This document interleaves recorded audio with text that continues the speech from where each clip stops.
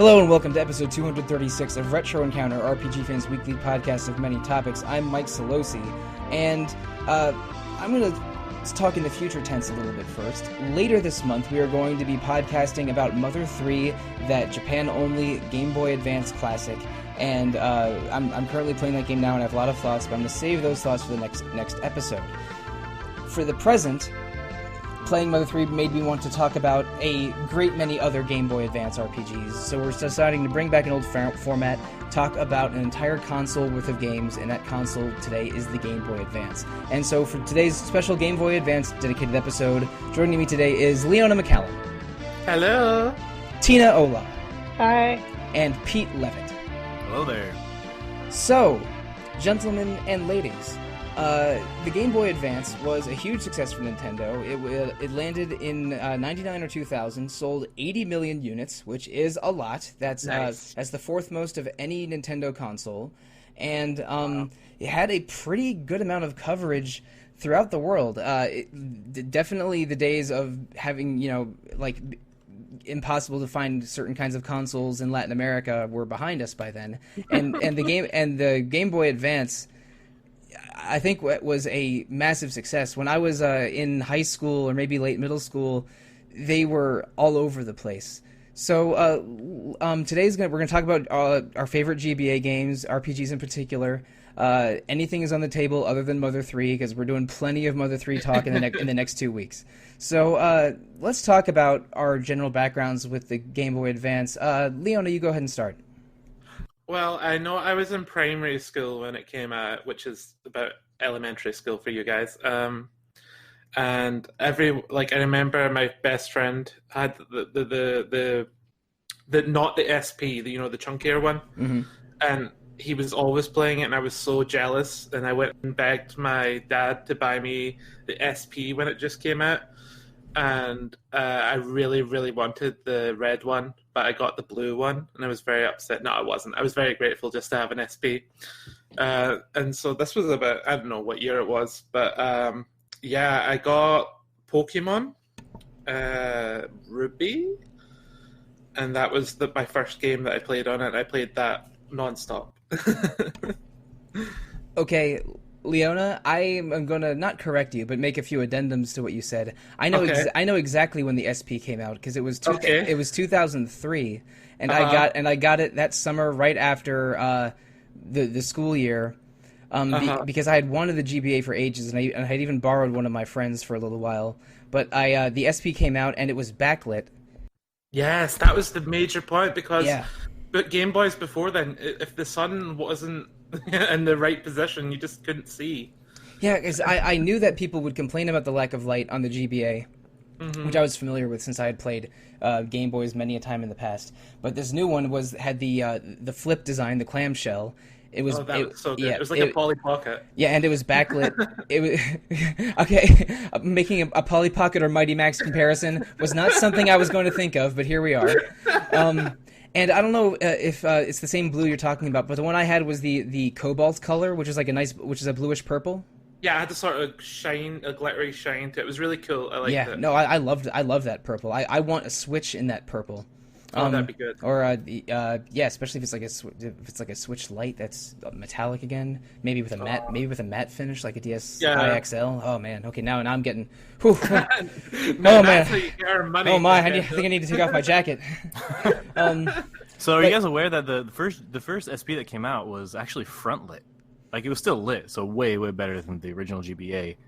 But the first one was front lit, and then they had a second revision that was like a proper backlit, really nice screen. Yeah, front lit in that it had some LEDs like underneath the screen that would shine up from the bottom, which was better than nothing, but still was pretty good. Yeah, but still made some games that had a little bit dark tints a little bit challenging to deal with, and one in particular I want to bring up later. But Pete, around when did you get your first GBA, and what was your early impression?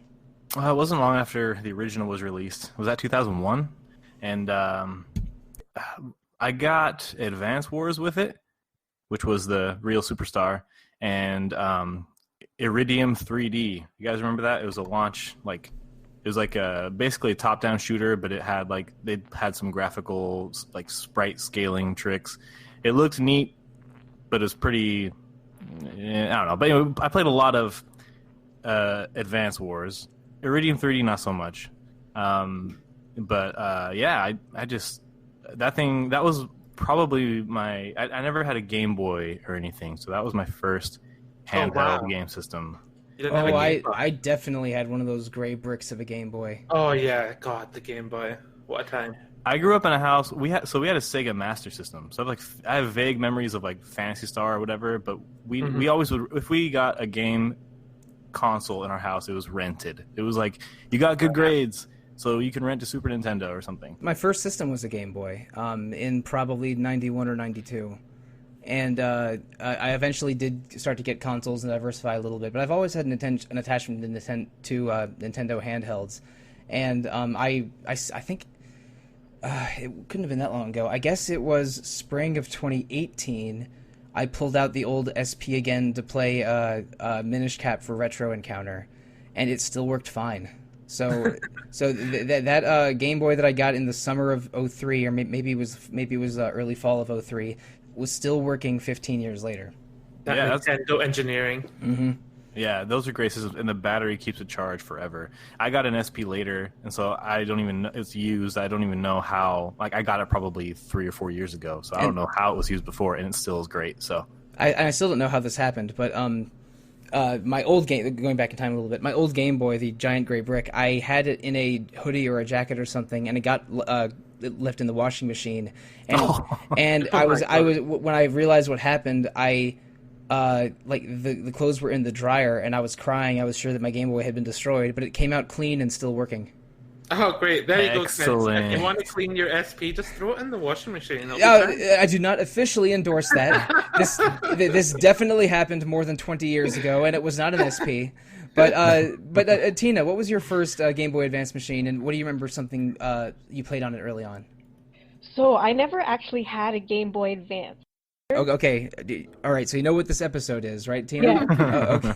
But I bought a Game Boy player that plays the Game Boy Advance games, right, yeah. Game Boy Color games, the same time I bought my GameCube. And I think that was Christmas or my birthday around the year when it came out. I have no earthly idea when that came out. I got one many, many years late. Yeah. So you played all your Game Boy Advance games, like, sitting in front of a TV. That's really kind of hardcore and awesome. Yeah, there were a couple I played on DS later, but otherwise, like, all of my early ones were on the TV. If you played that on a projector or on a 70-inch screen, each pixel is probably the size of a golf ball. Yeah. And my first game was Sword of Mana, and I loved it. I never finished Sword of Mana. I have played Final Fantasy Adventure, the game that it's a remake of. Yeah. And that's a dope little Game Boy game. I love that game. Yeah. Mm-hmm. And you can play it shiny and new on the Switch Mana Collection, which came out last year worldwide, if you like. Yeah, Sword of Mana. There was a bunch of remakes on the Game Boy Advance. Just I know that Tales of Phantasia, one of my favorite Super Famicom games that I emulated, got a terrible GBA remake several years later. There was 5 Final Fantasy games remade on the GBA. Probably more that I'm forgetting. Zelda: Link to the Past had a GBA remake. So it was a machine ripe for remakes. It wasn't exactly the first time that we had started remaking games or anything, but I rebought, at least 6 or 7 games on that thing. But what we're going to do for most of this episode is basically just jump around the GBA library and talk about our memories and our likes and dislikes. Mostly likes, because we like to stay positive here, unless a certain series or two comes up that I deliberately left off the list. Hopefully not the one that I just threw back on. Oh no, I thought you were talking about Main of Chimeries. But so yeah, we have a big list in a Google Doc here. We're gonna jump around it a little bit, and basically, when I start to get tired or hungry or cranky, we'll end the episode. So Tina, go through the list, and what's something that you think we absolutely must talk about? Final Fantasy Tactics Advance. All right. Yay! Thank you. Final Fantasy Tactics Advance, when it came out, I was a little bit surprised to learn it wasn't exactly a sequel to the Final Fantasy Tactics I knew and loved on the PS1. It's not a story with, that's in a high fantasy setting in Ivalice. In FF Tactics Advance, you're a group of school children who find a book that transport you to a Final Fantasy-themed land where all of the children are heroes or royalty or adventurers. Oversimplifying it a lot, some of the students want to go back to the real world and some don't. But from there, it's a really cool, diverse strategy RPG with different races of characters and a semi-traditional Final Fantasy job system, some isometric 2D plane strategy gameplay that can get real fancy. So Tina, what's something that you remember loving about FFTA? Well, I love the gameplay. I thought it was really, really fun. There's lots to do. I wasn't too impressed with the story, though. I just thought it was so simple compared to the original Final Fantasy Tactics. I'll jump in and say a word about that. I always avoided this game, even having the opportunity to perhaps play it, because I'd always heard it was like a lesser Final Fantasy Tactics. Mm-hmm. And but that being the case, I still think that Advance stands on its own in a lot of ways. First of all, that beginning part where you are the school kid and you're meeting all his friends, and there are some like cutscenes going through the town you're in, is incredibly charming in a way that I was not expecting. It's got a really amazing look. It's got these old kind of like classic looking, like classic American looking cars parked on the road, and it's got a serious charm. And there were even some things in the fantasy world that I thought were kind of ominous. I just started playing it. I'm at the very beginning still. But I thought I'd heard of the judge system. The fact I had no idea. I'd never heard that there were actually units on the battlefield, and them being there seemed really ominous to me. And I don't know if this is true, but I feel like it gives an opportunity for some potentially dark stuff later on. A lot of people have issues with the judges and like laws in general in that game, and find them quite frustrating. I wasn't one of them. I've always liked the laws because it kind of like made you change up your strategy a little bit. You know, I think it's incredible. If white magic was banned, then it's like, oh, what do I do to get around the fact I can't heal? You know, it's kind of interesting. Yeah, I liked it too. Yeah, I liked it. And actually, Final Fantasy Tactics Advance, I had played before I played Tactics. So I had no idea that it had like, not a bad reputation, but people were like, oh, it's not as good or whatever. But I thoroughly enjoyed it. The story isn't as dark or political as Tactics is, but it definitely is. It makes up for it in charm. I think the characters are all so charming, and the world feels so interesting, and it feels like a place you'd really just like enjoy spending a lot of time in. So I really enjoyed it for that. And also I think the gameplay is better than Tactics, but don't tell anyone that. You just told 3 people, so mission failed.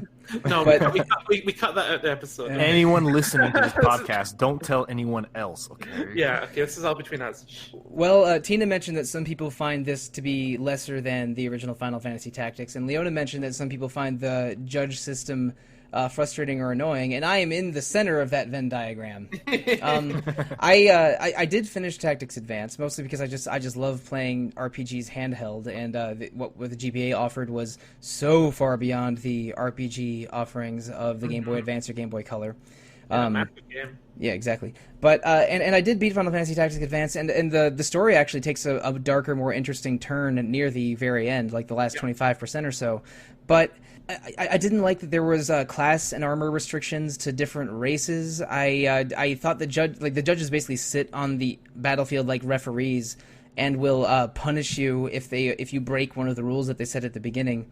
And there are some judgeless maps later on, but they're in like wasteland areas where protective measures like people being able to be revived in combat are gone. So if you play in a field without a judge, you can have permadeath enacted to a degree. So awesome. Yeah. So there's wrinkles and twists that FF Tactics Advance offers, and sometimes it's cool, like it's giving you a condition that turns a battle into a puzzle sometimes. But it also I also felt restricted by it. It's like why can't I make this character an elementalist? Why did I spend so much time leveling up this black mage, and suddenly all spells are banned. I didn't like it when restrictions were placed on me more than I liked the idea of the extra elements that the judges added. And the judges are like much cartoonier chocobo riding versions of Final Fantasy 12 judges. Like judges are like army, like very, very intimidating army captains, and a lot of the major bosses in FF12. And I think that this was developed alongside FF12 and some other games as part of like the Evil East Alliance movement in the mid 2000s. But FF Tactics Advance is good, but I had quibbles with it, and it wasn't the FF Tactics I wanted.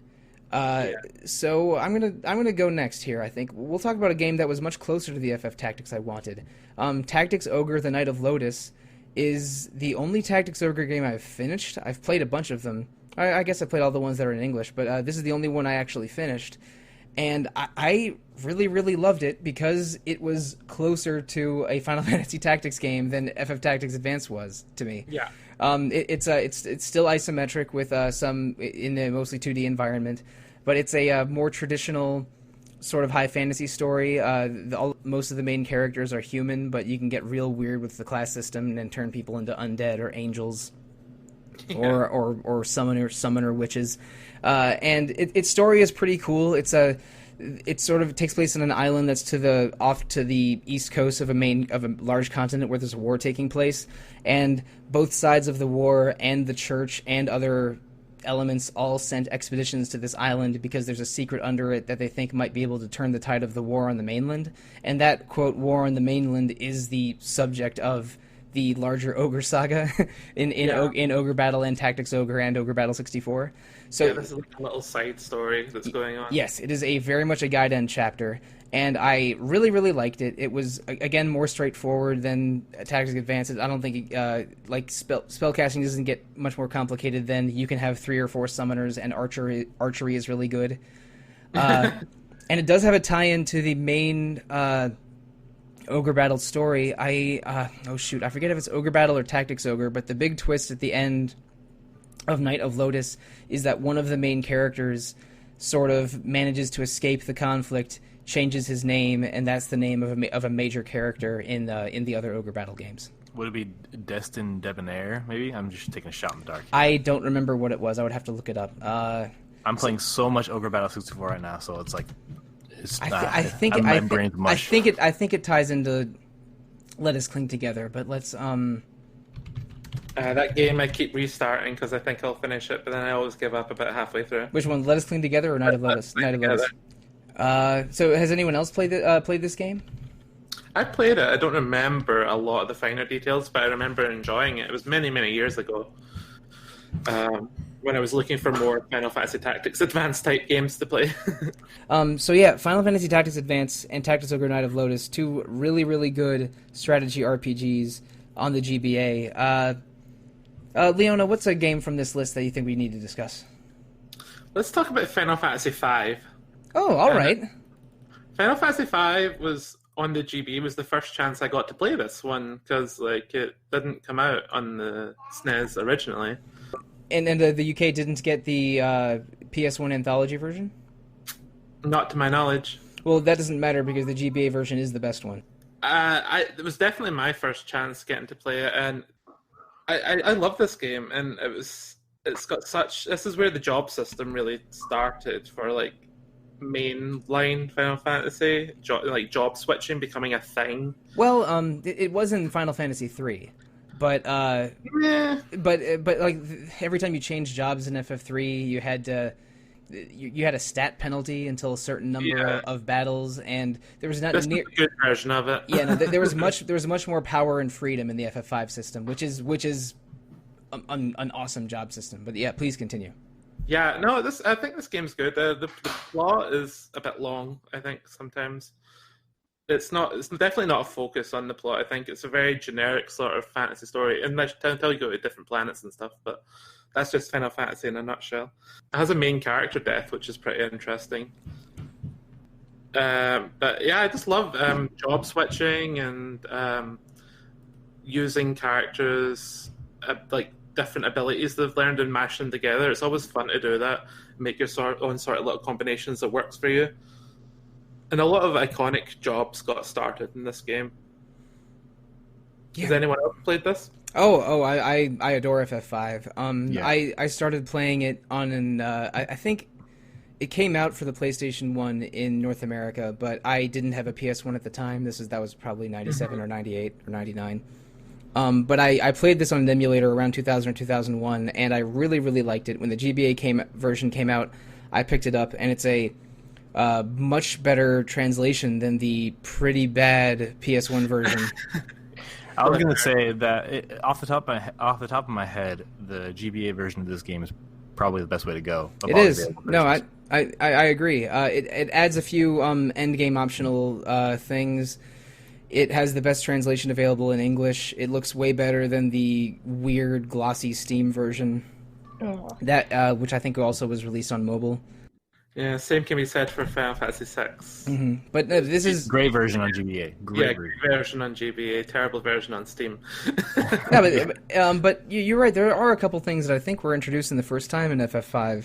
I think it's the first one with blue magic. It's I think the first one with a proper... That's that rude magic that you don't want your kids listening to.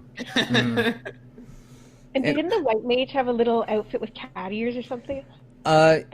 Yes, a couple characters when you give them the white mage job, they have cat ears, but that's also based on the there's two white mage classes in FF3, and one of them has cat ears. Oh, it's called devout usually, but but yeah, when one of the characters equips white mage in FF5, they have little cute cat ears on their hood. I love that. But it's also nice that it had like customizable sprites, because there's 5 main characters. And when every character equips, say, White Mage, they look different. Like, the way their robes are presented or what their headgear is a little different. And so, like, even just seeing the customization differences when you equip character different jobs, like Butts and Galoof look completely ridiculous as dancers, which just obviously which obviously made me want them to be dancers all the time. Yeah. Sometimes it was fun just throwing them in a job just to see what their outfit is. Oh yeah, no, all the unique sprites are real nice. Oh yeah, it's a fashion show playing around with the job system in this game, and the art book that came with it didn't come with it, but there's an art book for Final Fantasy V that you can find online, and it has like small drawings of every character and every job that I really enjoy perusing through. Oh, that would be so fun to look at. Mm. There's a online charity that happens every summer called 4 Job Fiesta. Which is people playing through FF5 with some ridiculous rules in place. Yeah, they put the jobs in a randomizer, right? And you get 1 job per crystal, and slightly simplifying it, you're only allowed to use those 4 jobs the whole game, and there are certain other conditions where you can break that rule. But I did it a couple times in the late 2000s, early 2010s, and it was fun every time. I've beaten FF5 probably 4 or 5 times, but the GBA version is the best version. It's also the only one with Necromancer and Cannoneer, which are 2 really crazy late-game jobs invented for the GBA version. That 5-Job Fiesta charity is a real testament not only to the generosity in general in the gaming community, but also just how great Final Fantasy V is. You can play that game with any combination of jobs or tools, and there's a way through it. It's a really fantastically designed game. I think someone also made, I don't know if it's a mod or if it was part of like some version of the game, but like, in Lufia 2, they had the Ancient Cave, where it's a sort of roguelike version of it. Someone made that. Oh, wow. For Final Fantasy V, and so it's like finding jobs and equipment and traveling through the cave. It's really fun. I mean... You already almost get that in FF5, because the last dungeon has you teleporting between different dungeon types, and the optional dungeon is one of those one of those weird semi-random things that company that made all of those remakes sort of always includes. The version of that in the FF1 on GBA is pretty obnoxious. It made me more tired of that game than it should have been. Yeah, it's usually not worth going into those weird optional things. But FF5's version of that added 4 classes, so you bet your ass I was doing that optional thing this time. Okay, yeah. Mm-hmm. Yeah, it was Oracle, Cannoneer, Necromancer, and one I'm forgetting. Yeah. Gladiator, yeah. I think there's an Oracle in Final Fantasy Tactics Advance 2, and they have the little cat ears on their outfit. Oh yeah. Well, it's different from the FF Tactics 1 Oracle, because those are called like Taoists or Onmyos in Japanese. No, it's the Seer. It's the Seer. Sorry. Okay. The Seer in Final Fantasy Advance 2. That might be the same as the one in FF5, because that is what they're sort of setting it up to be, like like future magic attacks and things like that. Mm-hmm. But I don't remember FF Tactics Advance well enough to 100% confirm that. But Pete, you haven't picked yet. What's a game on the list that you definitely want to check over? I might as well do the big one and do the Fire Emblem series. I've played the 7th and 8th one, which are here. They're released as Fire Emblem and Fire Emblem: The Sacred Stones, and that is just such an engrossing game. I mean, I don't know if Fire Emblem needs an introduction with this crowd, but the GBA ones are really, really, really good, and it's definitely worth your time to go through those. The tactics are really strong. The permadeath element, obviously, is much talked about. It's really good. They're very challenging.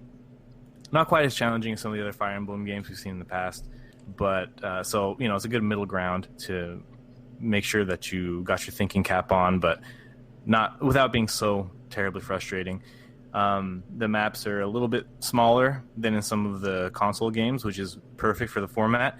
Yeah. I have one issue, though. Maybe you guys can help me justify this. If there's something I don't like in a game or that doesn't immediately make sense, I'm really good at justifying it or like writing it off in my mind with some explanation. But there are units in Fire Emblem that can attack from 2 squares away or 3 squares away, depending on if they have a certain item. They're like the archers and the mages, right? Mm-hmm. And the thing about both Fire Emblem and Sacred Stones is that there are many maps that take place indoors. So they're like inside a castle or whatever. And it always bothered me. And not even I can justify how an archer can shoot through a wall to the other side and hit somebody. Yes, they aren't actually. They're like chest high walls. Yeah, basically every building in Fire Emblem is kind of like a hedge maze, yeah. where the walls only go up yay far. No roof, and you can easily curve shots around corners, just like the Angelina Jolie film Wanted. Mm-hmm. So but basically that's the logic they need to put in place here. The Game Boy Advance is what got me into Fire Emblem. Like, I was aware that Marth and Roy in Smash Bros. Melee were from Fire Emblem, and that was a Japanese thing. But when we got the first Fire Emblem that came out worldwide, which was, again, Fire Emblem 7, just labeled as Fire Emblem in North America. When it came out, I had the GBA for less than a few months, and I heard it was, a strategy RPG like FF Tactics. So I did get it probably less than a year after it came out. But I fell in love almost instantly, and because around that time, again, this is 03 or 04, around that time I was in an old hand at emulating things, and I enjoyed Fire Emblem 7 so much that when I heard it was the 7th one of them, I went and emulated Fire Emblem 6, which is also GBA, and stars Roy, who you might have heard of, and also one of the Super Famicom ones, Genealogy of the Holy War.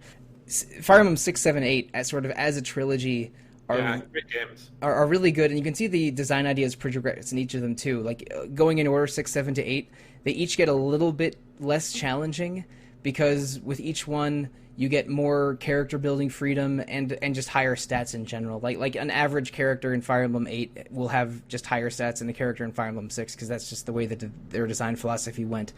But all 3 of them are good. Fire Emblem 6 stars Roy, who's trying to defeat an evil empire. Fire Emblem 7 stars Roy's father, Ellawood, and Lynn. And Lynn and Hector, and a lot of characters are parents or grandparents of Fire Emblem 6 characters, and it is still a raging debate to this day who Roy and Lilina's parents might be, and whether Lynn is the answer to either of those. Well, we know that Roy is Ellawood's son and Lilina is Hector's daughter, but who the mother is very much up for debate. And and Fire Emblem: The Sacred Stones, or Fire Emblem 8, is set in a different continent, so it's a separate story from 6 and 7, but it's still really good. There's a demon horde, an undead horde that's plaguing the land. The main characters are twins named Ephraim and Erica, and they realize that the sorcerer that is behind the evil army is their childhood friend. So they're determined to save their kingdom because they're a prince and a princess, but also like bring their old friend to his senses. Yeah, you also have a branching path with each of the twins halfway through the game. Correct. Yeah, and in Fire Emblem 8, each character, not just the royalty ones, or at least most of them, have branching paths with their unit upgrades. Yeah, that's very common in a modern one like Awakening onwards. But it was a big deal that your that your thief could become a rogue or an assassin. Why would you ever become the a rogue? answer is the assassin. Yeah. The answer is by summoners. You make high level assassins one shot anybody. It's incredible. And you get a pre-promote rogue in that game anyway, so you really don't need to make the thief in that game a rogue. You really don't. One little detail about Sacred Stones that I think is really cool is it's the first time I have ever seen in this series the Summoner class, which lets you summon like a normal soldier type unit with 1 HP, so you can just like send little kind of 1 HP soldiers in to just do damage. You get killed. It's pretty awesome. But druids have so much better stats, like so much better. Yeah, it's not all about the stats, you grognards. Come on. Sometimes it's about the cool things and the fun. Yeah, and the druid also looks cooler than the summoner. All right. That's okay. I will give you that one. Mm-hmm. Glad that we agree. Druid's better than summoner. Okay. I'm glad that. Whoa, wait. No. Yep. So, the Fire Emblem oeuvre on the GBA is really good, and if you don't mind Googling, no other advice given, you can find the Fire Emblem game starring Roy with full translations in English for a GBA emulator. But I'm not. You mean to read about it? Read about people who may have played it on emulators. That's sure. I didn't totally write 2 blog posts on it in the 2010s. Went through Fire Emblem 6 twice, but the first time I went through, I missed one Gaiden chapter. And because as you play through the game, there's 7 or 8 special chapters that unlock with special rules, and every time you beat one of those chapters, you get one of the sacred weapons. At the very end of the game, you only unlock the final couple maps, and you get the best ending if you have all. I think it's 8 sacred weapons, but a couple of them you get automatically. A couple, but most of them you need to get in these Gaiden chapters. So when I realized that, and it was far too late to go back, I was a little dejected, and this is in the early or mid 2000s, like 04, 05 range.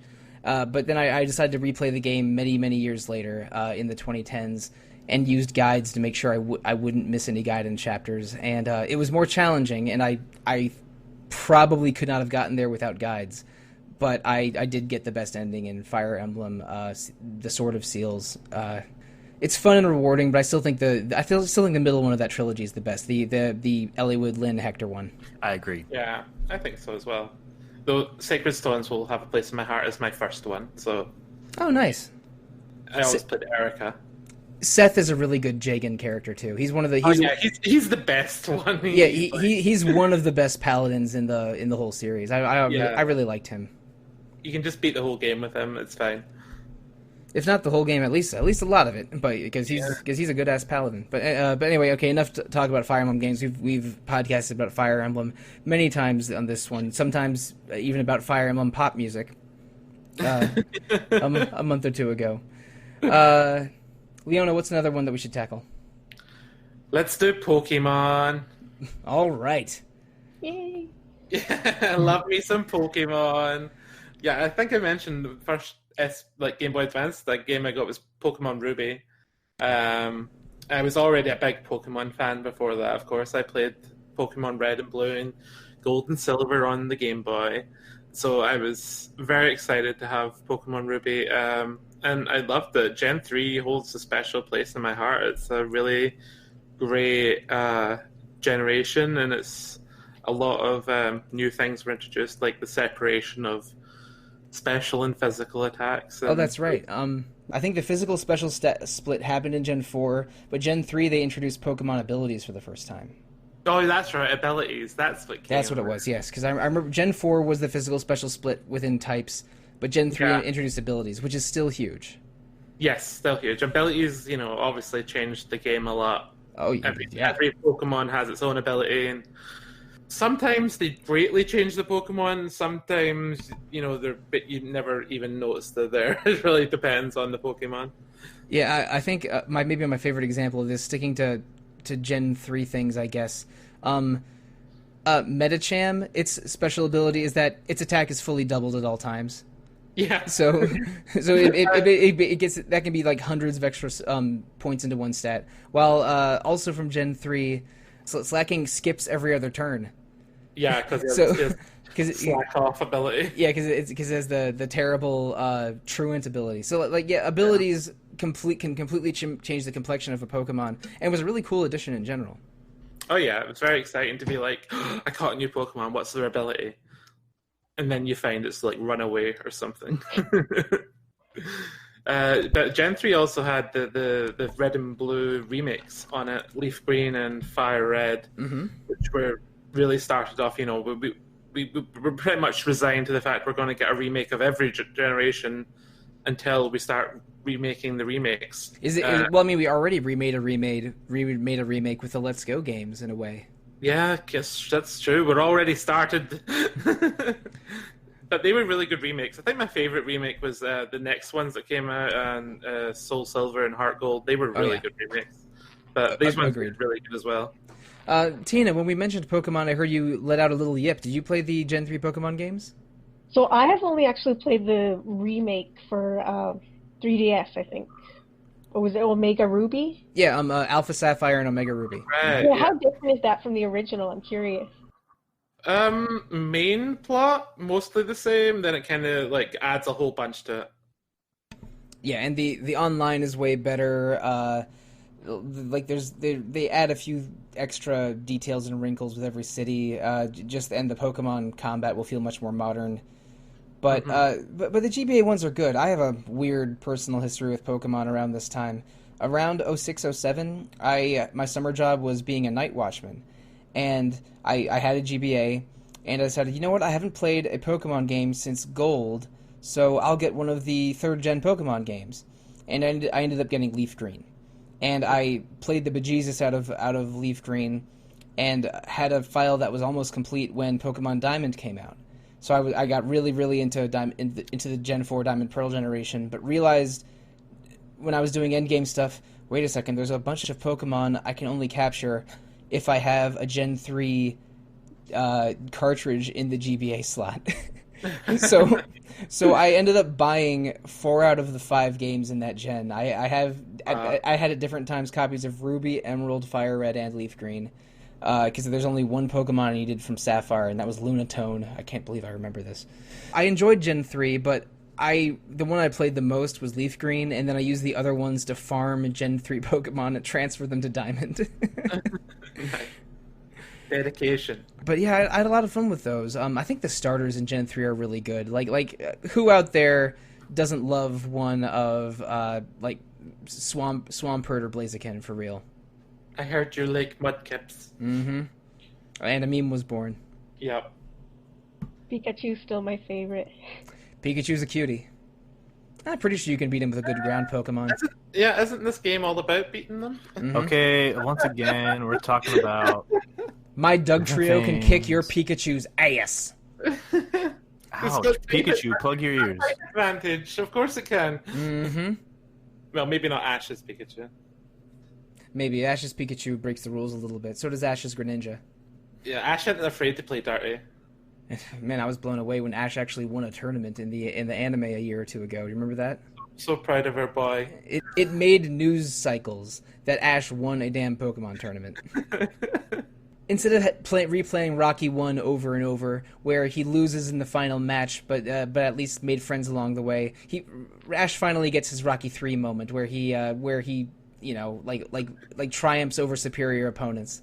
Yeah. So Pete, that's your pick next. What's something we got to discuss?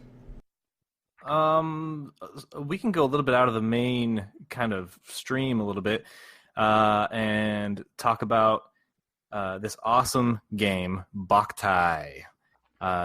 It was led by one Hideo Kojima, mm-hmm. and it is a game whose cartridge has a solar sensor on it, which the is great. The game where he made you play outside. Yes, he wanted you to play outside so bad, and so it's perfect for that old, GBA that had no light on the screen. But I honestly, that's usually what people talk about with this game, and they stop right there, and it's a disservice because the game is awesome.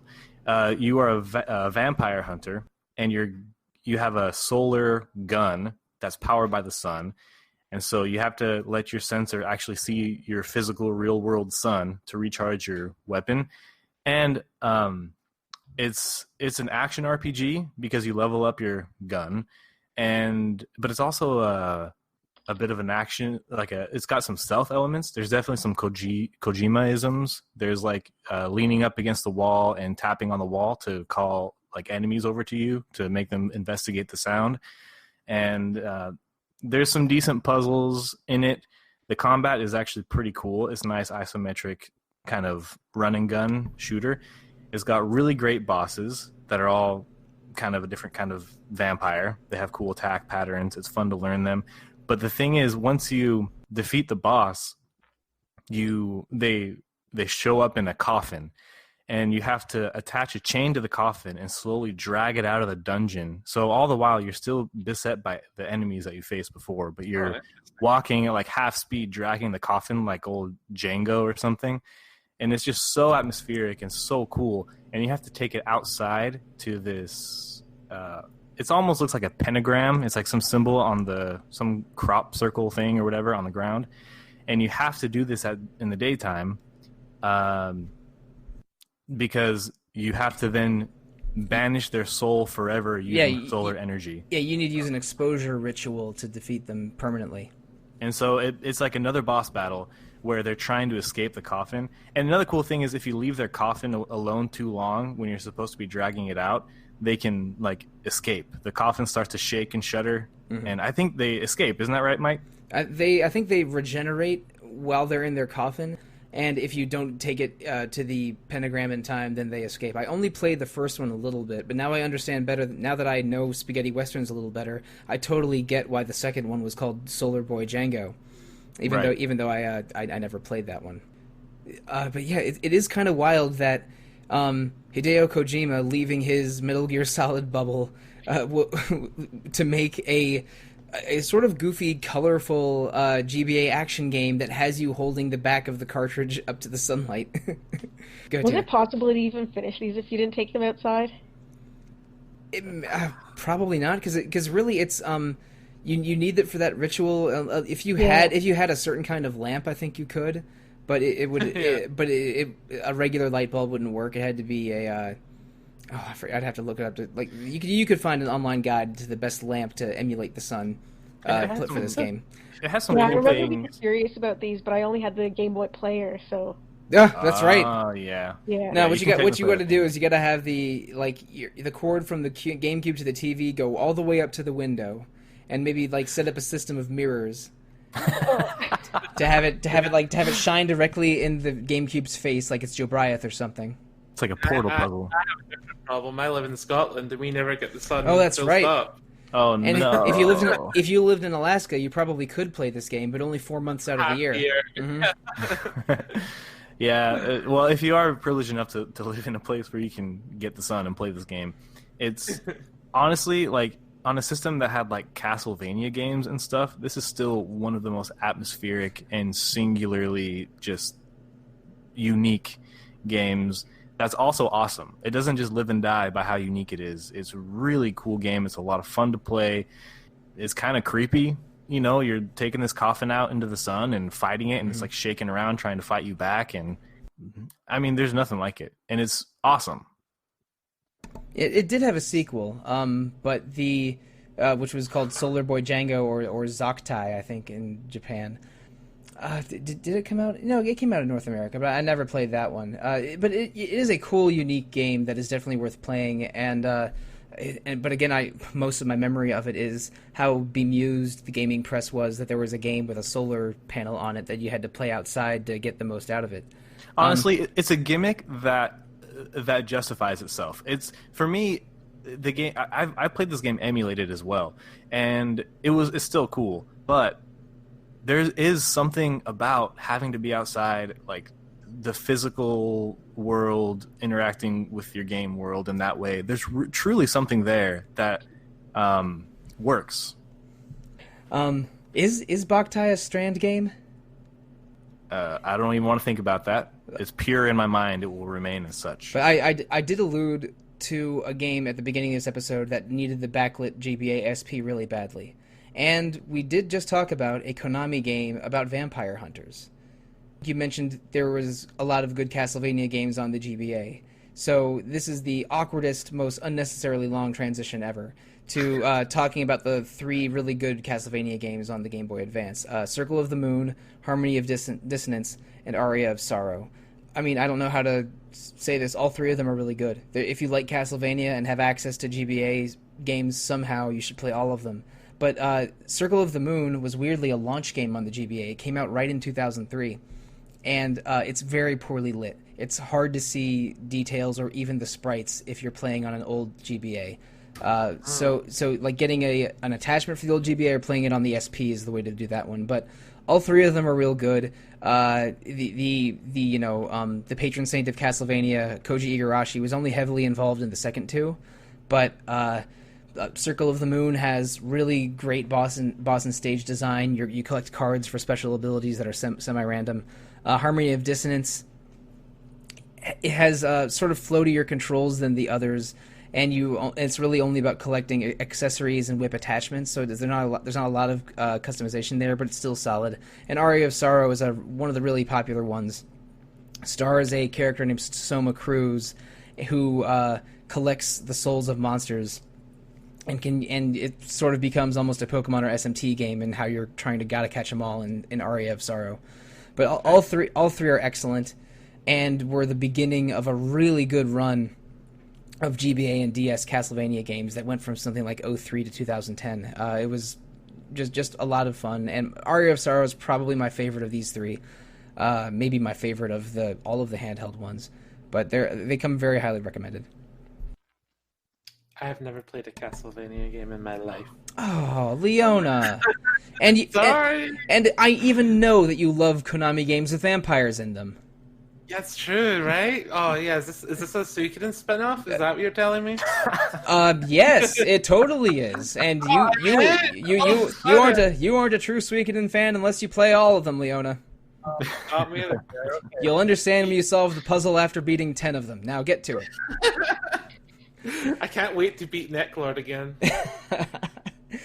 But joking aside, they're action heavy and sometimes they're a little challenging. But I think they're all really, really good and worth playing. Tina, have you played much of the Castlevania on Game Boy Advance? Yeah, out of the Game Boy Advance ones, I've only played Harmony of Dissonance, but I loved it just because it was so similar to Symphony of the Night. And actually, Juste definitely has an anime pretty boy look to him. That's a little Alucardy. He's a little Alucardy. Not quite as memorable as Alucard, but minor spoiler: Alucard is a minor character in Aria of Sorrow. So if you want to get a little if you want to get a little bit more out, well, look, his name is Arikado. Like, what are you supposed to like? Come on. Like, if you want a little bit more Alucard in your life, playing the Aria of Sorrow for GBA and then Dawn of Sorrow for DS, which is a direct sequel that somehow changes the Gothic art to anime art, which I don't totally love. But but that aside, all 3 of the GBA ones are good. But I always love the original cover art. I don't remember the artist name right now. Oh, it's Ayami Kojima. Oh well, there you go. I don't think she's related. I don't think she's related to Hideo Kojima. But yeah, she did the art for several Castlevania games, including some for the Castlevania game in all but name, Bloodstained Ritual of the Night. But she did Aria of Sorrow, but not Dawn of Sorrow, which is why Dawn of Sorrow and Portrait of Ruin and some of the later ones have more anime-style art. But anyway, yeah, Castlevania games, 3 really good ones on GBA with great art, music, and game design. So, Tina, I think we're done talking about Castlevania, although I'm never done talking about Castlevania, just as a person. What's one of the things from this list that we got to cover? So let's go back to Sword of Mana. All right. Yeah. I just love this game. again, a remake of the first game in the series, Final Fantasy Adventure. They changed the art style a little bit to like have character designs inspired by Legend of Mana. Mm-hmm. Yeah, the art does look similar to Legend of Mana for this one. Yeah, and they added a whole bunch of other things like the little cactus. No, it does bring back the little cactus from Legend of Mana, and the cactus is in the remake of Seiken Densetsu 3 also. The remake of Trials of Mana, which wasn't in the original SD3. So yeah. I think the cactus thing was a Legend of Mana thing that they brought into Sword of Mana, but I don't remember his name because I've only barely started Trials of Mana. I've been too distracted by podcasting. Yeah, and then I think in Sword of Mana you could pick from either a male or female main character. Right. And in the original Final Fantasy Adventure, there was only the male main character, and the female main was a bit of a damsel. But they rewrote parts of the story so that they have more of an equal role. And again, just the graphics. I really love the graphics. All the scenery, like that crystal desert. It's got that Seiken Densetsu look. Definitely, it's just beautiful. There was only so much art design you could really communicate in the original Game Boy version. So for this GBA version, the GBA had visuals and audio that could cross over what 16 bits could offer. So having the game's aesthetic fit more into what the later Mana games presented was really strong, because I think that the look of the Mana series is just so colorful and beautiful. Adapting the first Seiken Densetsu game to that look was pretty successful, because I thought that Sword of Mana was a lot more fun and playable than the Adventure of Mana remake that came many years later. Yeah, the dungeons were really different from what I remember, because I know in the Final Fantasy Adventure they had a lot of puzzles and it was more like Zelda a little bit. So is it are the dungeons more like action scenarios in Sword of Mana? Both games have a lot of action scenarios, and Sword of Mana adjust the story to be a little bit so that it fits the second protagonist better. And it does change the dungeons a little bit so they feel more contiguous instead of being instead of being like disparate squares. But it's a pretty faithful remake otherwise. I mean, there's still the section of the desert, and then the tower where you have a robot buddy briefly, and then there's the I forget his name in Sword of Mana, but there's the Dark Emperor, and then Julius are sort of the co-main antagonists.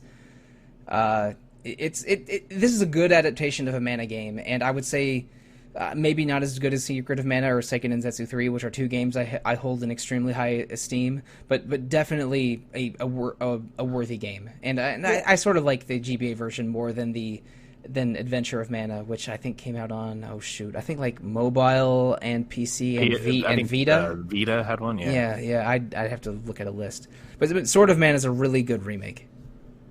Yeah, I think it's different enough from the original that it's worth playing both. It's pretty easy too.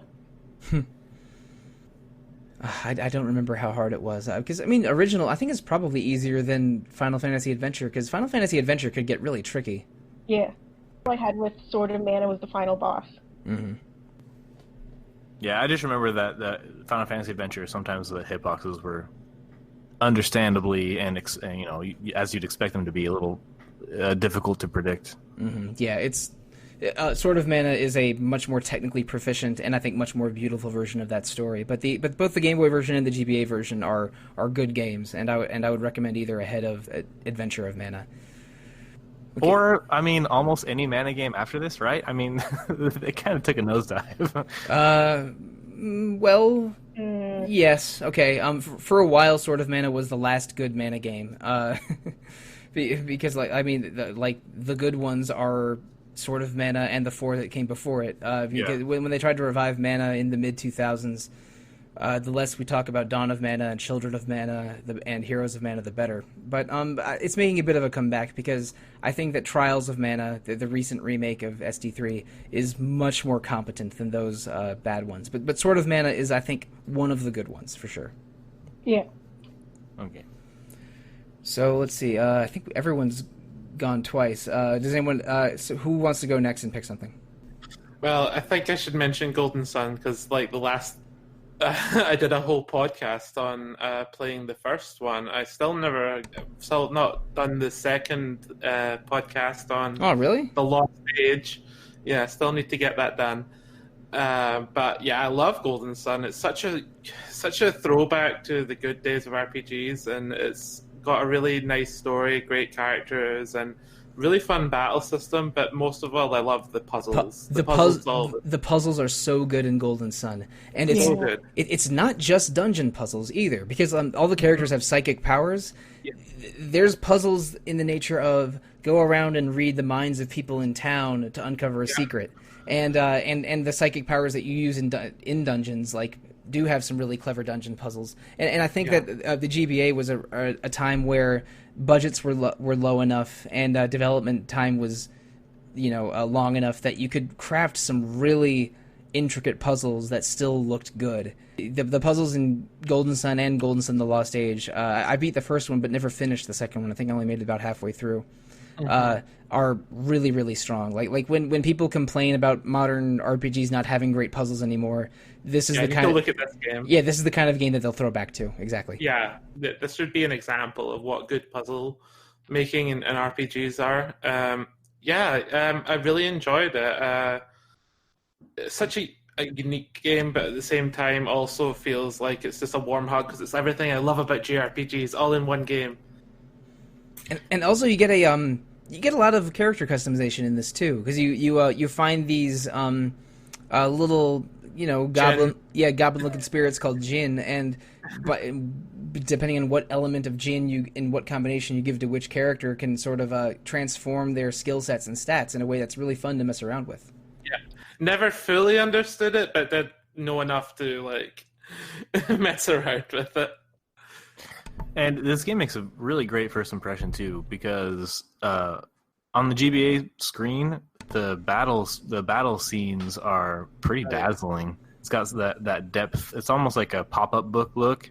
It's you kind of see the action from behind your party. I think. Yeah, it is from the party, but it's not a high angle like you're seeing the backs of characters in in the Seventh Saga or in a Phantasy Star game. It's like a low rear angle that reminds me of the Shining series. Oh yeah, that's a good comparison. But it's like a low angle that zooms in a little bit when a character attacks, and a lot of the graphics are these pretty spiffy looking particle effects. So and there's some dynamic camera stuff too. You mentioned it zooms in, but there's the camera will pan or zoom or something a little bit. It's nice looking. Yeah, the battles. Wasn't this made by the same people that did some of the early Shining games? I thought it was made. Wasn't it made by Camelot? Camelot. Yeah. So they did make the Sega ones, didn't they? Yeah. Well, Camelot is an interesting developer because the Golden Sun games are good, and they made a lot of Mario sports games after the Golden Sun games, and most of those are good. But they also made my least favorite RPG of all, my least favorite Japanese RPG of all time, Beyond the Beyond. So I can't look at Camelot with only fondness, I'm afraid. Beyond the Beyond is the worst, and if you somehow make me podcast about it, I may go insane. Okay, so next podcast is Beyond the Beyond. Mother 3 is postponed. Yeah, please look forward to it. You have no idea how genuinely annoyed I am about this version. I would be on that podcast just to hear you rant about it. It sounds great. And if we can do Kingdom Hearts afterwards, I would love that. Oh boy. Well, they did already make me podcast about Kingdom Hearts, and I am much more likely to do 5 more Kingdom Hearts episodes than one about Beyond the Beyond. But anyway, if Golden Sun is the zenith of Camelot, Beyond the Beyond is the nadir of Camelot, and please let's change the topic. Okay, next. I can throw one here to a really strong personal favorite. So Sting Entertainment makes these crazy, just wild boutique, wacky. Yeah, boutique RPGs usually for handheld systems. For the GBA, they made Riviera and Yggdra Union, and Riviera. It's cool. There's not a lot going on. It's mostly a game about mastering the battle system, and otherwise it almost plays like a point-and-click adventure. Yeah, where you kind of observe things in the environment. It navigates like a visual novel, and it even has the main characters are 4 girls and 1 boy, and there's even the visual novel thing of character paths and getting an ending with the girl you interact the most. So it's a very anime visual novel kind of game that I rolled my eyes at a little bit.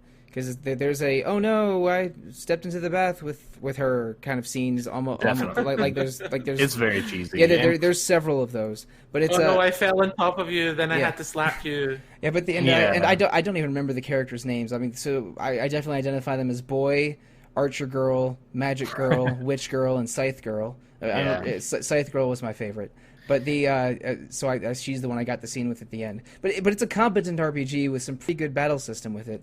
But I think you're much more interested in Yggdra Union. Definitely. Riviera has some atmosphere. You're like climbing these floating land masses attached by chains up to Valhalla or whatever. I mean, it's cool. Yeah, the background art is cool, but but you don't really navigate it like a traditional RPG. It's more like you like choose like as if it was a menu to go to different places or observe different things.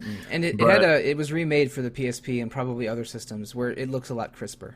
Yeah. But Yggdra Union is kind of came out of nowhere and became one of my favorite Game Boy Advance games. It is a mixture of things I'm super interested in and things I'm totally not interested in. It's a card collecting turn-based tactics game. Where the main protagonist is the princess of a kingdom that has been invaded, and she's forced to flee. And she teams up early on with a thief character, and they kind of agree to go together, and they pick up party members along the way.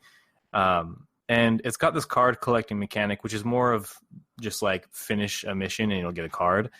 But the cards are cool because they each have values to them. They have the main one is the movement value and a damage value, and they also have some affinity towards certain character classes, and also they might have an affinity to certain times of day or certain terrain types on the map. And the way it works is you pick a card, and among your whole entire party, you can move up to the movement number on the card. So you move your whole team, and you only attack once per turn. So you're not moving a character and then attacking, and then moving your next character, then attacking. But you move all the characters together, and then you attack once per turn. You choose your attack. And the enemies operate similarly. And so it focuses a lot on putting your team in formations. And the person who initiates the attack determines the kind of formation. And that is dependent on their gender. So a male character... when they attack, the formation takes the shape of, I think, an X.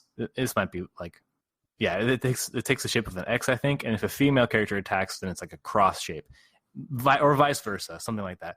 And so the order that your character is attacking and the order of the enemies they encounter is determined by the shape and the makeup of the formations, and it has all the rock, paper, scissors elements you might expect from something like this, or Fire Emblem, where like spears are strong against swords, which are strong against axes, which are strong against spears, and there's different magic affinities and elemental affinities and whatnot. Yeah, that's exactly like Fire Emblem. And so the way you line up your characters and how the enemy is lined up as they encounter your party is really, really important. And then it cuts, just like Fire Emblem, to a side-on view of the action.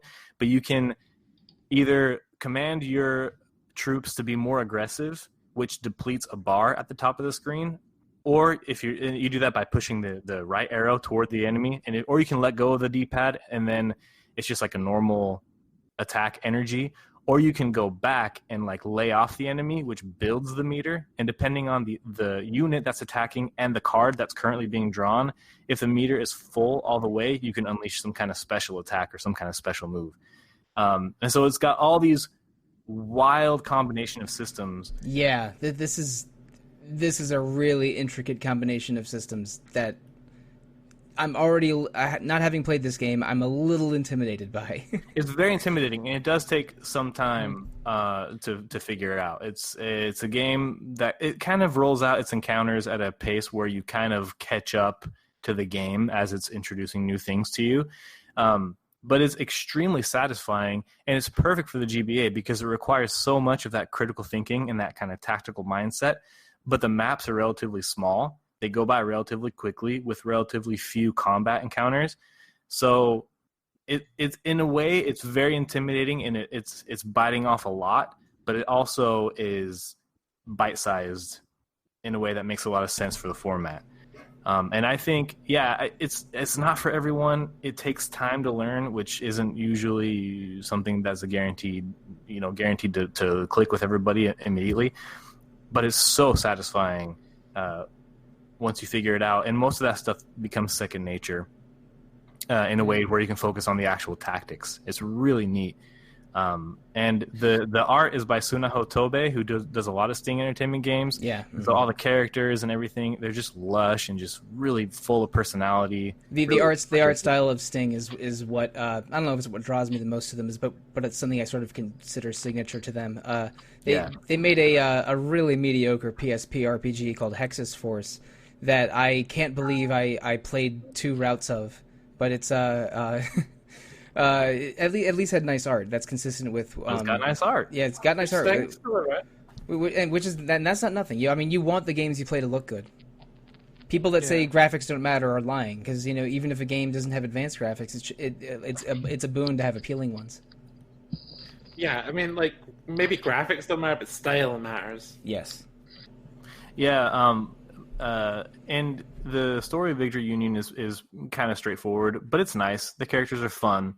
There's nothing too terribly groundbreaking about the writing or anything, but it definitely moves the action forward and it's engaging.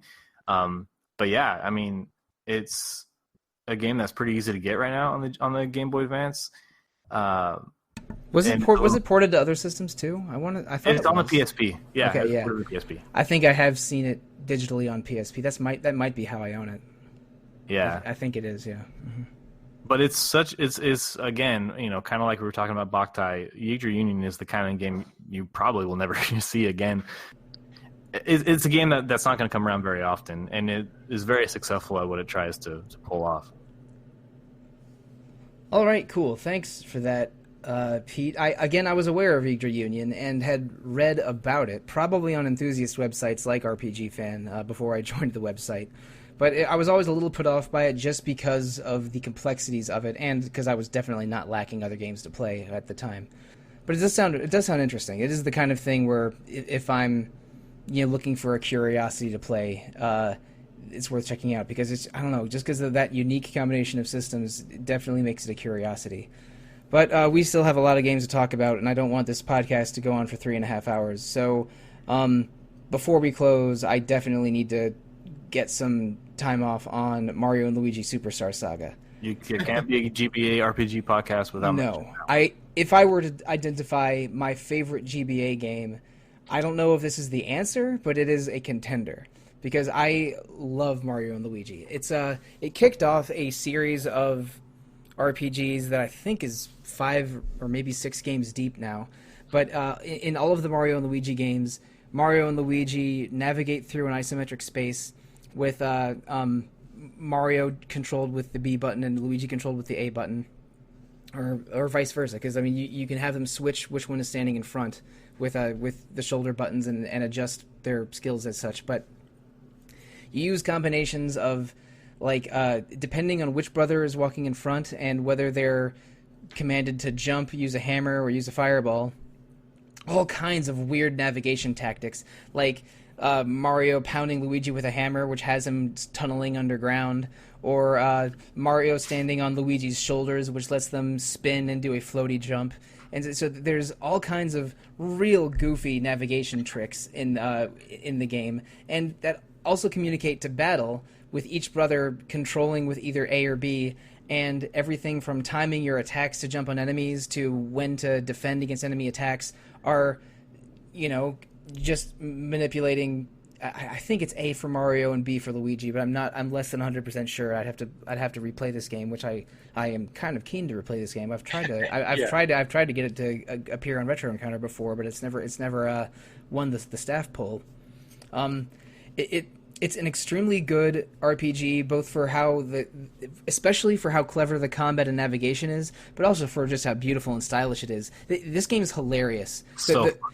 Like Mario and Luigi have the speak in semi-Italian babuscolo bescolo, like gibberish, and this isn't from the GBA game, but my favorite is when you interact with Baby Mario and Baby Luigi, and one of the in one of the DS games, and Mario says "babies" in a way that makes me laugh 10 times out of 10. They're some of the most expressive 2D sprites like in any RPG. They're so much fun. They are, and Mario's personality is very straightforward and heroic, and Luigi's personality is very good-hearted but cowardly in a way that they play like a Japanese comedy duo, or like Laurel and Hardy or something, or Abbott and Costello. They are hilarious together, and dude, Cackletta and Fawful are really memorable bosses because they're so funny. This is a well-written, beautiful, colorful game. A freaking Yoko Shimomura soundtrack. Oh my! Yeah, and she's done a lot of Mario soundtracks. She does most of the Mario and Luigi games, and she did Super Mario RPG. So Miss Shimomura gets around with Mario RPGs. To say nothing of her composing most of the Street Fighter II soundtrack and a lot of Xenoblade. I'm not gonna, but that's all she's done, I think, right? Yeah, that's all. Oh yeah, that's everything. Yeah. Okay. But yeah, a really beautiful presentation.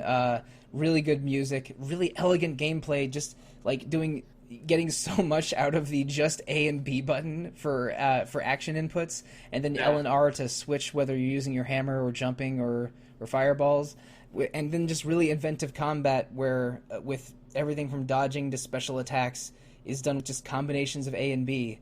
That will make you feel like a superhuman when you pull off a really excellent bros attack or something. Yeah, sometimes it feels like tapping your head and rubbing your belly, but like in a good way. Yeah, or the old one where you try to rotate your fingers in one clockwise, one counterclockwise. Yeah, figuring out how the enemy is going to attack and which one to dodge, and I screw it up pretty often. But it's and sometimes they'll kick a shell at you or something, and it'll swirl to one brother, then the second one, then the first one again, and you have to jump at the right time and try to stop the attack by jumping directly on the shell. It's clever implications like that, but just dozens of times, and it never feels old until you've beaten the game. And then also, weirdly, you get special accessories and abilities from the mad scientist from the Luigi's Mansion games. Oh, that's right. Yeah, Professor Egad. And there were supposed to be Zelda, Metroid, and other cameos in this game, but they were cut out at the last minute. So the cameos that the accessories you were supposed to get from that just all come from the bean collecting side quest that Professor Egad does, which is why like a late item is like a random Metroid thing. Again, Mario and Luigi Superstar Saga, one of the best GBA games, extremely inventive combat, navigation, and beautifully well-written and funny. Definitely worth playing. I have not crossed it off the list of it being a future Retro Encounter game, because I am very keen to replay it. I even have the 3DS port ready to go. The public are clamoring for it, just as they're clamoring for Jade Cocoon 2. Yep. I'm not even sure I would know of that game's existence if it wasn't for my friendship with you, Leona. I think that's true of a lot of people. Because of RPG Fan and podcasting, I never would have heard of Jade Cocoon 2 or Steambot Chronicles. Shoutouts Leona and Marcos. But I think we've gone through a lot of the list, and I don't want to keep us here all night. Tina, is there one thing left on the list you want to talk about? I'm just curious if anyone else has played Onimusha Tactics. I did play it many years ago, and I really liked it, actually. I remember being like, oh, this is a really good game. Yeah. It's like a Tactics Light. It's kind of simple, only one ending, I think. It seemed like a really competent game when I played it. That's what I remember. It's like, oh, this isn't like a terrible anime spin-off game. It's good. Yeah. I should love this game because it's Capcom and Samurai and a tactical RPG, but I wasn't even aware it existed. It's does it fit into the larger Onimusha series? Is Jean Reno in it? Is the most important question. I played it without even knowing what Onimusha was. So. Yeah, I haven't played the action games myself, but I understood the story, so I don't think you really have to play those. Okay, I've only played the first Onimusha game, and I know that Jean Reno is in I think the third one, but that's about as deep as my knowledge goes. Yeah, it's a cool look. It's got ninjas, samurais, tactics. It's great time. And it's not too long. I think it took me like 20 hours, so if you don't want like an 80-hour tactical game, I think it's a good choice. You know that you're hanging out with game players and RPG fans when we casually say that 20 hours is not a long amount of time. Like you tell me, I only have to experience this thing for 20 hours? Oh, that's a breeze. That sounds great. That is probably crazy talk to a non-gamer. Yeah, like a AAA gamer. I paid $60 for the 16-hour game. Worth it. I'm like, oh. No, I was thinking more like my parents. Like, what do you mean you spent 20 hours on this thing you thought was just okay? So many games I spent like 90 hours on and never finished them. Yeah, those are the ones I don't tell my folks about. It's oh yeah, this game is 80 hours and I did it 4 times. But that's how I feel about anime watchers when they say like, "Oh, I watched 300 episodes of this anime." It's like, "Did you like it?" It was okay. It's like you spent 300 episodes watching it. I don't think I want to tell you how many episodes of Japanese Power Rangers I have watched. But that's your passion. It is a passion. I am a person of diverse interests, which you've probably figured out by now, listeners. But speaking of diverse interests, I think we're near the end of the episode. But the GBA library is so deep. We've only scratched the surface. We only really talked about Final Fantasy V in detail. But there's also remakes of Final Fantasy 1, 2, 4, and 6. There was 5 Mega Man Battle Network games for GBA, 2 Advance Wars games. Zelda: Link to the Past and Minish Cap. Phoenix Wright. The Phoenix Wright games. I mean, I sort of know them as DS games, but the first 3 were for the GBA first. Gyakuten Saibon 1 through 3, or Comeback Courtroom. I kind of like the Harry Potter RPG too. Oh, there was a pretty good Harry Potter RPG. Yeah, the Prisoner of Azkaban. All right. There was a lot of card collecting and stuff. Yeah, I think the time checks out. That would have been the first. Yeah, that would have been the first half of the 2000s when the movie came out. So I'm sure that that was intentional on their part. But before we close the door, let's everyone just in 2 or 3 sentences max talk about one other favorite GBA game we haven't discussed yet today. It doesn't have to be an RPG. We can be pretty freewheeling about it. I'll go first to give you a few minutes to think. Gunstar Superheroes is a GBA port that it's like half port, half remake, half expansion, which is 3 halves, I know, of Gunstar Heroes for the Genesis, and that is just one of the best action jumpy shooty games that has ever been made. It's early treasure, I believe. So Gunstar Superheroes. Did that have a Sega version? Yeah, no, Gunstar Heroes is for the Genesis, and Gunstar Superheroes is the GBA remake. I played that. I loved that. It's the one where you could combine the 2 like weapon types together. Mm-hmm. Yep. Yeah, that was a great game. Yeah, and the GBA version has some extra stuff, but it's an excellent game. And anyone who has not experienced Gunstar for themselves, look up the GBA version. Anyone else have something you want to contribute? So I was thinking about what I played the most on the GBA that wasn't like a direct RPG, and I realized I played so much time playing Yu-Gi-Oh! World Championship on the GBA. Awesome. That was my favorite game for a long time. Peter Triesenberg just stood bolt upright. Yes. Yeah, Peter is like, hell yeah. But yeah, it's perfect for like me as a kid who hates social interactions. Like, I want to play card games, but I don't want to talk to people. So let me just face off against the characters from the anime on this game, and I loved it. I loved it. It was the Battle City one. I don't remember. There's like a few of these games, but the one in the GBA I played was the Battle City arc. I loved Kirby Nightmare and Dreamland. It was a remake of the Kirby's Adventure NES game. Mm-hmm. Pretty similar with a graphical upgrade and I think some other little changes in the powers. But like, I just love that game. It was just so cute. Yeah, Kirby's great. Environment. Kirby's Adventure is one of the best Kirby games, and it was a pretty late NES game, so it looks really beautiful for a NES game. And the GBA version is excellent. 100% agree. There's an amazing port of Wing Commander Prophecy on the GBA. The GBA, they sometimes tried to do some 3D stuff, and maybe the most successful 3D engine game they did, I mean, successful in the sense of like them pulling it off, that not many people talk about, is that port of Wing Commander Prophecy, which is a spaceship shooter game. It gets a little tricky with the controls, but it's all there. The whole game, the cutscenes are converted to still images and text, but it's 3D spaceship shooting. Big capital ships, dogfights. It's a remarkable technical achievement on that thing, and it still manages to be kind of fun. I played it all the way through, so. Nice. And that was after playing the PC original all the way through too. So yeah, I know about the PC Wing Commander, but I had no earthly idea there was a GBA Wing Commander game. Yeah, Prophecy was the post 3D card era Wing Commander game that came out on PC, and they released a port on the GBA that's basically complete. All right, and I'm going to break my own rule because there's one more game I want to talk about. I can't believe I forgot about it. One of the best GBA games, full stop, is Astro Boy Omega Factor, which is, again, Astro Boy, created by Osamu Tezuka, one of the first sort of mascot anime characters.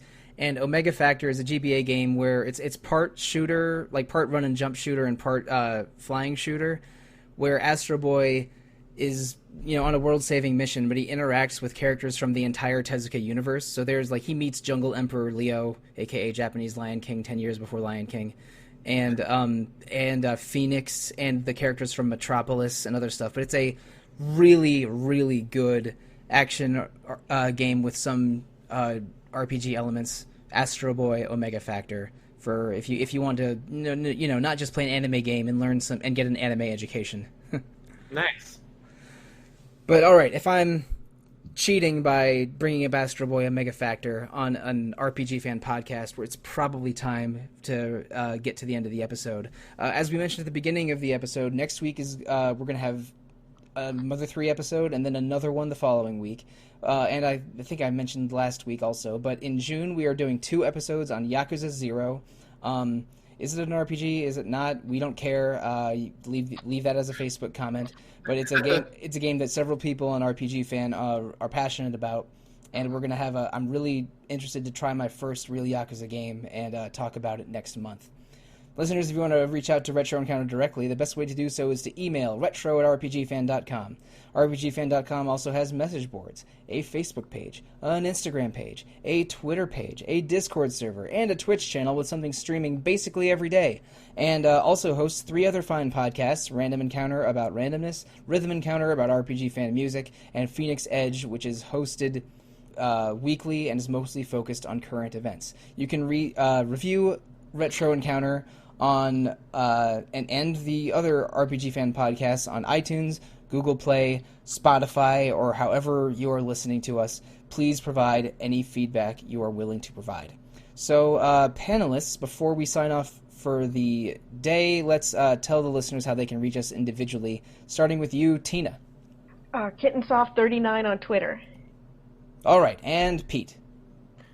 Pete Barbero 1 on Twitter.